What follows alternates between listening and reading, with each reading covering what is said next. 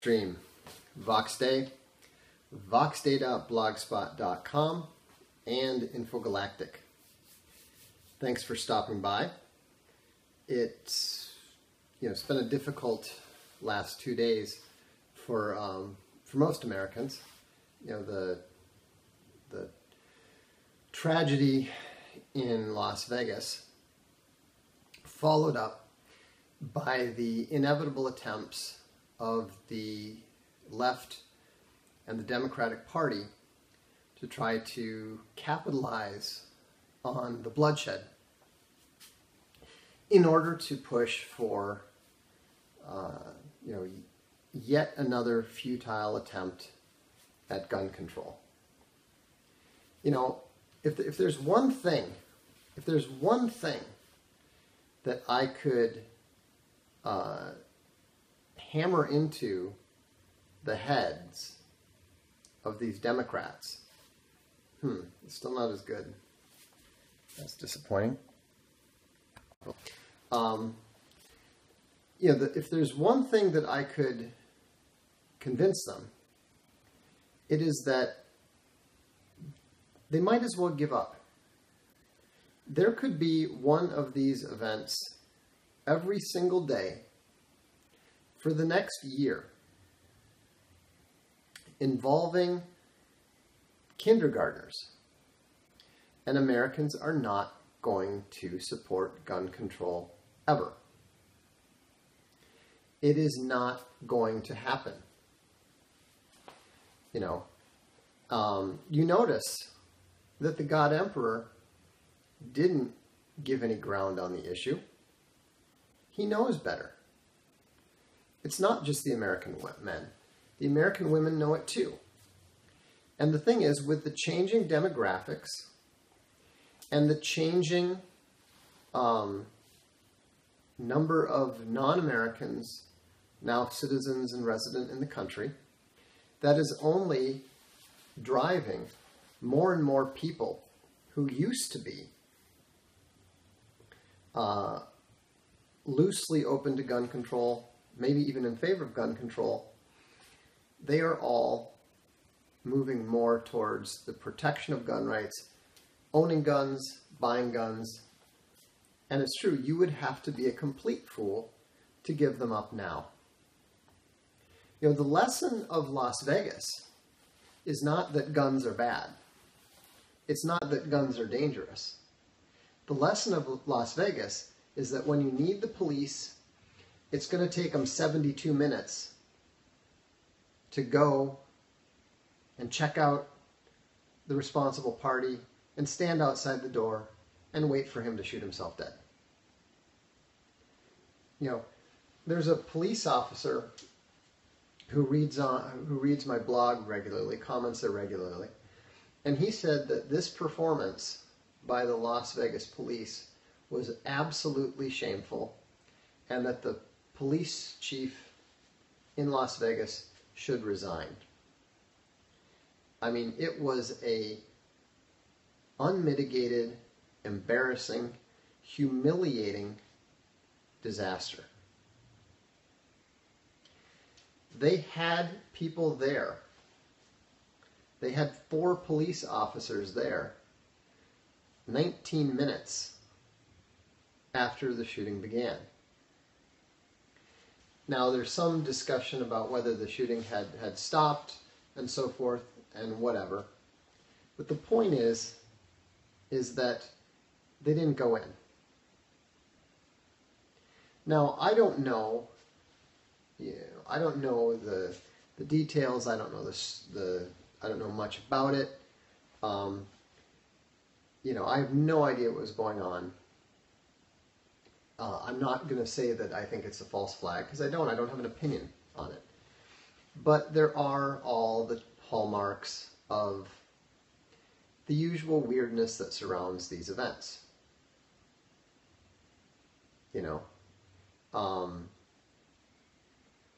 Why would it take over an hour to go up to the room that was reported in the first, 15 minutes? Maybe less? The whole the whole thing is just utterly bizarre. And I like what the commenter there said. You know, we've opened the borders. There's tens of millions of foreigners, many of whom are violent. You should totally give up your guns because the police who can't show up in 72 minutes are going to protect you. Obviously they're not. They're not legally obligated to protect you. You know, so saying that Shapiro already cucked on bump stocks is kind of redundant. Shapiro is not on our side. He's never been on our side. You know? But it's important to understand the police are not legally bound to protect you. And the kind of people who are drawn to the police are not the Barney Fifes of the world who are going to feel a moral duty to protect you. And so, you know, you have to keep in mind, you have to keep in mind that at the end of the day, you and your neighbors are all you have. You know, you and your neighbors are it. And the thing is, this push for more gun control is so utterly stupid. It's so unpopular. You know, every time there's any event like this, the left immediately starts pushing for gun control as if we're going to change our mind. Now they're actually making up converts. You know why they're making up converts to gun control? Because they can't find any real ones. You know, I was actually the one who busted the guy on Twitter today. There's a guy, I can't remember his name, Caleb something or other. He was one of the guitarists in the band that was playing at the time that the shooting happened, that the shooting began. And there's this big story about how he had changed his mind as a result of the attacks. And he had this really stupid statement, totally thoughtless statement, outing his band members as concealed carry holders. And he said, well, our concealed handguns were no good because we were afraid if we used them, then the police might shoot us. Okay, first of all, you are not going to shoot at a guy with a rifle more than 300 yards away with an elevation advantage at night with a handgun. You know, I am an excellent shot with a handgun. You know, you may not believe this, but it's absolutely true. I have actually outshot head-to-head a Marine Corps Force Recon sniper with a 357 long barrel. Don't get me wrong, I couldn't touch him with a rifle. But, you know, I'm an excellent shot with a pistol. Always have been. I blame the video games. But there is not a chance in hell that I could hit anything at that range. No way. And so, you know, it's just utterly ridiculous that statement by that guitarist. I mean, you know, we couldn't take him on. You weren't going to take him on. Frankly, unless you had a good scope, you weren't going to take him on. I mean, the only thing that would be useful without a decent scope would have been would have been some sort of RPG, you know. So anyhow, why do I think he had so many guns up there? I think it was so that he didn't have to reload. I would have assumed that that he had, had all the guns set up, and so it's just a matter of dropping one when it was empty, and and continuing that way. So, no, well, yeah, sure. If you're a pistol marksman with a scope on your pistol, maybe you'd have some kind of a possibility. Sure, but I know all about the Marine Corps shooting, but they're not shooting, at an elevated target. They're lying down. They have their forearm wrapped and that sort of stuff. So, but with the kind of stuff that people are talking about, these are their concealed weapons. They're talking about a 38 snub nose. You're not hitting anything with that. So anyhow, so that was just a ridiculous thing to say. But then what was even more ridiculous is he talked about how he had been a lifelong pro Second Amendment guy. Now, one of my talents is that I have a pretty sensitive BS detector. It doesn't always work. I retweeted a thing about Yellowstone that my wife informed me was total nonsense. But the I read those comments and I thought, there is no way. Nobody talks like that. Nobody is nobody who is in shock and is just completely rethinking things talks like that. Especially talks like that and then gives permission to be quoted in the Guardian of all places, right? And so anyhow, I read so what I did, I just, because my BS reader went off, I just went and ran Twitter advanced search on the terms guns, Second Amendment, all that sort of stuff. Nothing on the Second Amendment at all. And sure enough, back in both 2012 and 2013, he came out with comments that very clearly indicated that he supported gun control, but he was dubious about the federal government's ability to actually impose it effectively. Which, that's true enough. But the point is, you are not a lifelong pro-Second Amendment guy if you're running around advocating state control of guns. There's no way. And then he also made a comment about how, there should be psychological testing for gun ownership. And so, what was interesting is that this narrative actually started to get picked up before I did that. USA Today Life had already picked it up. Some people were just starting to retweet it on Twitter. I think if you look now, you'll see that that they didn't manage to get that narrative going, simply because it was exploded right from the start. Now, if I hadn't done it, somebody else would have. I have no doubt about that at all.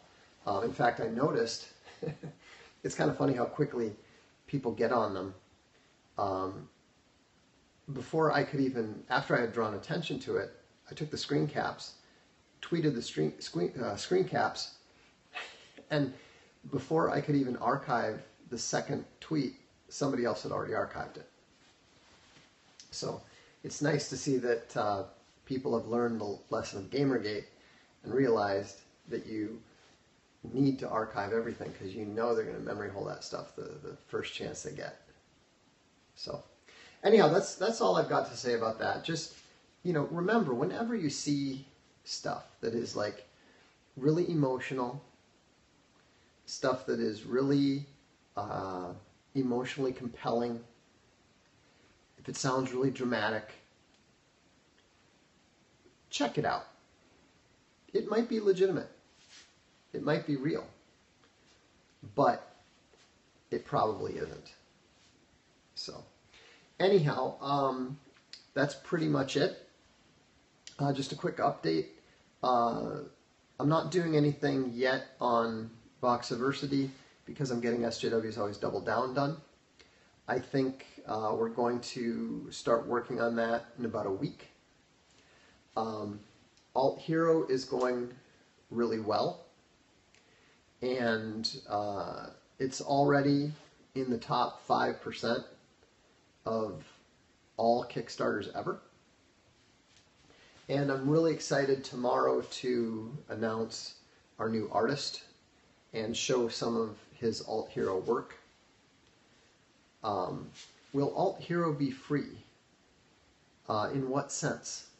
No, it'll be provided to the backers. The digital price is going to be pretty inexpensive. The hardcover and so forth. Yeah, if you go, there are excerpts already. If you just go to, to my blog or on Twitter and click on the Free Starter campaign, I think we've got 6 pages from the European story. We've got 2 pages from one of the American stories that are already up. And there's at least 2 more pages that will be coming on the story that you can see the cover from the tank. And so, there we go. So there's plenty there. You can see, you can see that there's a little bit of a, there's the address right there. You can see that there's a little bit of a story already being told. And the art style is good and is going to improve further. So, and the thing is, if you're going to, Martel is the second story. We've got 2 pages up of that. I don't think we'll be putting any more of that up before the Kickstarter ends. We might, it's possible, but we'll see. But anyhow, if you're interested in, I got an email from somebody yesterday saying, I'd like to support the cultural war, but I don't have, I'm not anti-fragile. What can I do? Everybody doesn't have to go out and do this stuff. Everybody doesn't need to be the point of the spear. What you do is what you can do. Sign up for a $15 backing. It's a great deal. You'll get 6 48-page digital comics for $15. It's great. If you want to sign up for the paperback, all that stuff. If we're going to win the cultural war, we need the support of everybody who's on our side. That's how we're going to win. That's how we're going to make a difference. We're already, hearing from people that would not have talked to us if this hadn't been so successful so quickly, if it didn't have the level of strength that it did. I don't know if you've read any of my novels, but if you've read my novels, the storylines are not going to be predictable, and the series is not going to be converged. It's just that simple. So, but it's going well. Let me just check here real quick. We've got 805 backers, and we'd like to see that rise to 1,000 sooner rather than later. We'd like to see the monetary goal get north of 100,000, because that will allow us to start dabbling in video. we're not going to be doing like full animated stuff, but we're going to be doing stuff like the trailer with professional voice actors. Speaking of voice actors, I don't know if you've noticed that The Last Witch King and Other Stories is now out in audio. But if you listen to Jeremy Daw, who, I waited 3 years to try to find the right person to do the audio for SJW's Always Lie. Or not for what I was saying, for Throne of Bones and Selenon. And so, listen to Last Witch King. He's going to be the guy who's going to do A Throne of Bones. And he's really good. It's fun. See, this is what's funny. I actually had The Last Witch King up on the blog talking about it. I don't think I actually made it the book of the week. Maybe that was the problem. But anyhow, it's always funny to me how much people don't know about what's going on. And so, but I'm glad you're enjoying it. No, there's no pronunciation guide, although we probably should consider that for the guy doing the audiobook. And as soon as I'm done with SJW's Always Double Down, I will be immediately hopping on to the extended edition of A Sea of Skulls. So there's lots more Selenoth coming. Well, that was quick. Anyhow, let's see. Could you touch on the possibility of getting some higher tier artists working on Alt Hero? First of all, I don't know that that's necessary. People like the artwork.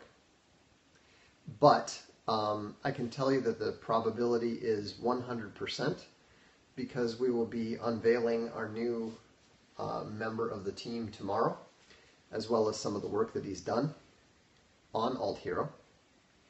And, he's a veteran, a longtime veteran of the comic industry. He's worked on Superman, he's worked on Spider-Man, he's worked on X-Men. And so, you know how I work.